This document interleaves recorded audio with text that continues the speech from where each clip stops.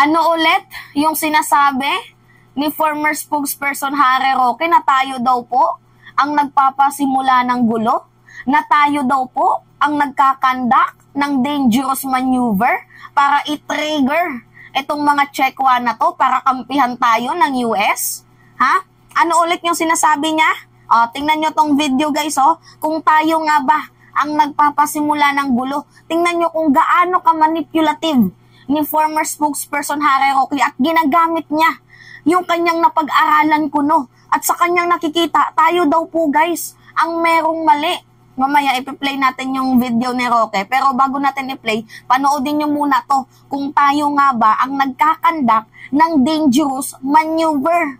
Panoodin nyo Ang pagbomba ng tubig ng China sa mga barko ng Pilipinas na ikinasira ng resupply boat na Yunay sa May 4, tinawag ng Pilipinas na pangharas, sadyang delikado at paglabag na naman sa international law. Sabi ni National Security Advisor Secretary Eduardo Año, nasira ang Yunay sa May 4 at 3 tauhan ng Philippine Navy ang nasaktan. Diba? Nakita niyan?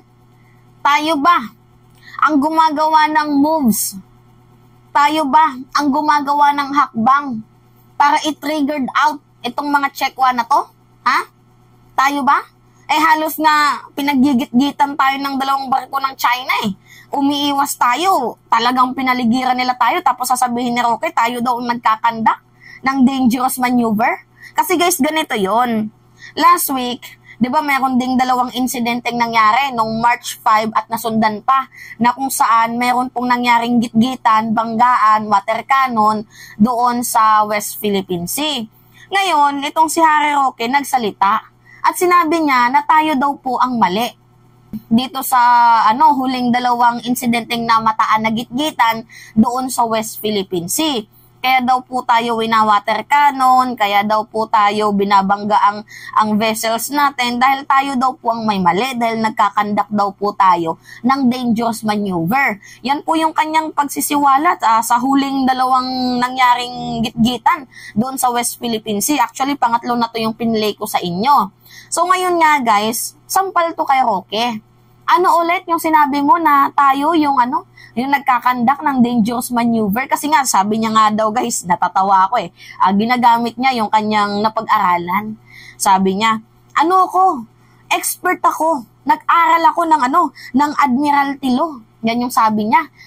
Kung titingnan mo daw guys, yung Pilipino daw po ang may mali. Kasi daw po, yung batas sa karagatan ay parang batas lang din daw po yan dito sa lupa, sa daanan, sa mga roads. Ang pinagkaiba nga lang daw po, yung batas po dito sa sa daanan ay left-hand drive.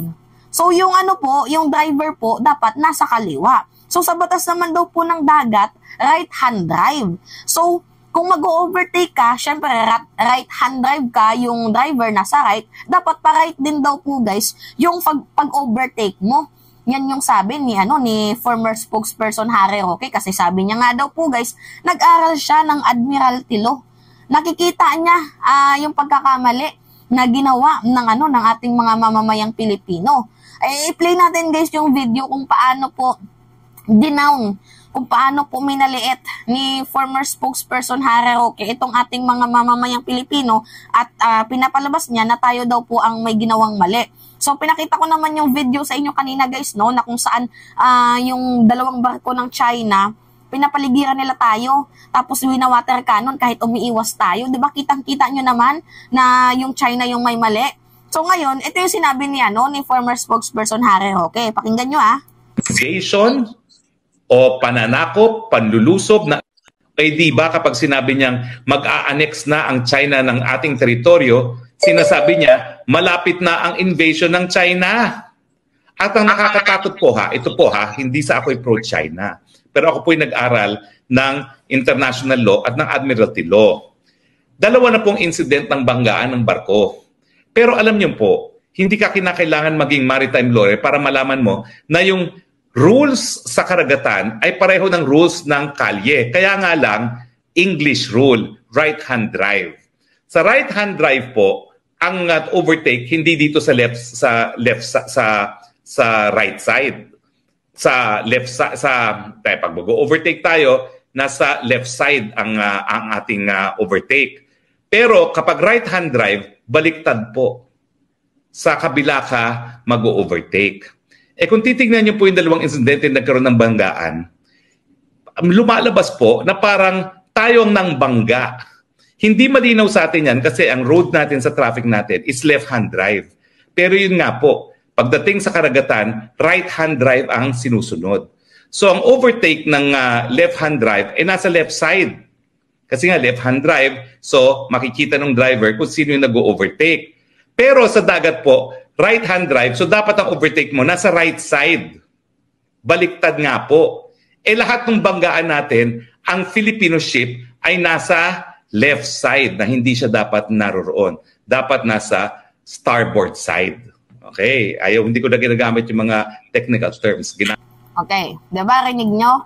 Sa batas daw ng sa mga daanan, dapat daw left-hand drive. Ang ginawa daw po ng barko ng Pilipinas, kasi iba naman po yung batas sa karagatan, right-hand drive, dapat daw pag mag-overtake ka, pa-right. Kung ang Pilipinas nga, 'di ba guys, sabi nga ni Roque, kapag nagda-drive ka sa daanan, 'di ba, sabi niya left. So kapag mag-overtake ka, left din daw po. Sa dagat naman, 'di ba, right-hand drive, right ka, pag mag-overtake ka, pa-right. Ang ginawa daw po ng Pilipinas, syempre nakita niya daw po, nag-aral daw po siya ng Admiralty Law, expert daw po siya, 'di ba, dapat right-hand drive. Ang ginawa ng barko ng Pilipinas, nag-overtake pa left, na imbes dapat right. Yun daw po yung yung mali natin. Yan yung sabi ni Roque. O makikita nyo naman sa video guys kung sino nga ba yung may mali. Hindi na natin talaga literal na kailangan maging expert, mag-aral ng Admiralty Law na yan. Makikita nyo sa video kung sino yung may pagkakamali. Tingnan nyo play natin ulit. Ang pagbomba ng tubig ng China sa mga barko ng Pilipinas hinabol tayo. kinasira ng Hinahabol tayo. sa May 4, tinawag ng Pilipinas na pang-aaras, sadyang delikado at paglabag na naman sa international law. Kita niyan? Sabi ni National Security Advisor Secretary Eduardo Anyo, nasira ang Unisa May 4 at 3 tauhan ng Philippine Navy ang nasaktan. Diba? Kita niyo yan? Hindi mo na kailangan maging expert kagaya ng pagbubuhat ng bangko ni Roque na expert daw siya. Kita naman guys, walang right-hand drive, walang left-hand drive dyan. Ang ginawa po ng Pilipinas, umiiwas. Kita nyo naman yung pag-iiwas, pinalibutan pa nila, winater cannon pa. Angas. Matindi. Roque, na? Diba? Sampal to kay Roque, no? Masyadong defensive. Dapat sana, hindi ka na lang tumira sa Pilipinas kung ganyan lang din yung ginagawa mo, na pinagtataksilan mo ang sarili nating bayan, tapos paglilinaw niya pa na hindi daw siya pro-China. Hindi ka nga pro-China, ano naman yung ginagawa mo dyan? Traidor. Kasi sabi niya, hindi daw siya pro-China Pero the way na magsalita siya, the way niya, depensahan niya, yung mga Chekwa, ano ibig sabihin nun? Hindi ka pa din ba pro-China nun? Kung hindi ka pro-China, anong tawag sa'yo? Traidor. Diba? Garapalan tong ginagawa ni Roque. Nakakaloka. 5 araw pa lang to guys since nung kinontent ko to. Tapos ngayon, mayroon na naman pong nangyaring dangerous maneuver ang China. Diba? Tapos ngayon, sasabihin na naman ni Roque, tayo na naman ang may mali. Ngayon masabihin na tayo ang may mali. Diba? Kasi guys, yung point niya kasi guys, tinitrigger daw natin ng China para magkaroon ng invasion. Tapos, going na sa martial law. Yan yung sabi ni Roque, pinagkukunik-kunik niya Kahit naman yung yung ginagawa ng China, mali. Ang gusto lang naman pong gawin ni President Marcos in a diplomatic process. 'Di ba? Kahit mayroon silang ginagawang invasion, lalaban tayo. Pero hindi po sa giyera na pamamaraan. Ang gustong palabasin ni Roque, syempre pag invasion, dalawa daw po ang pwedeng rason para magtatag ng martial law. Yung invasion daw, syempre, in corrosion, if I'm not mistaken, yan yung sabi ni former spokesperson Harry Roque. So, sa invasion, napapaloob doon yung pananakop ng teritoryo ng ibang bansa. So, pag sinakop daw tayo, pwede daw magtatag ng martial law si President Bongbong Marcos. Yan yung kinukunik niya, guys, na magtatatag daw ng martial law si President Marcos, kung hindi ka ba naman syungahers, alam mo, yung sinabi kasi ni President Marcos doon sa Germany, ito yun. Diba? Sabi niya, so I'm not surprised, but we will have to continue to do what we can defend our maritime territory in the face of perhaps and a more active attempt by Chinese to annex some of our territory. So yung yung annexation na tinutukoy niya, guys, itong China na nag-attempt daw ng annexation. Kasi nga daw, tayo daw po yung may mali, tinitriggered out daw po natin kasi, 'di ba? Dala ng mga ng mga resupply mission doon sa BRP, which is mali daw po 'yun kasi pag-aamin niya pa na totoo naman daw po na mayroong secret deal si former President Rodrigo Roa Duterte dito sa mga Chinese na to. So, ang gustong palabasin ni Roque sa ginagawa natin pag-triggered out, gusto natin, guys, na humingi tayo ng tulong dito sa US, tapos nag-a-annex daw po yung territory ng itong China, tapos magtatatag daw po ng martial law. Yan, pinagkukunik-kunik niya yung mga komplikadong mga bagay. Ewan ko ba dito sa na to? Sa butanding na to? Malakas ang tama.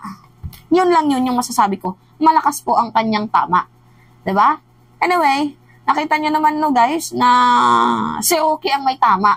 'Di ba? May tama ang utak ba? So anyway, it's me again, guys, si Mima Alicia nyo, tagbabalik ulit para sa atin panibagong video.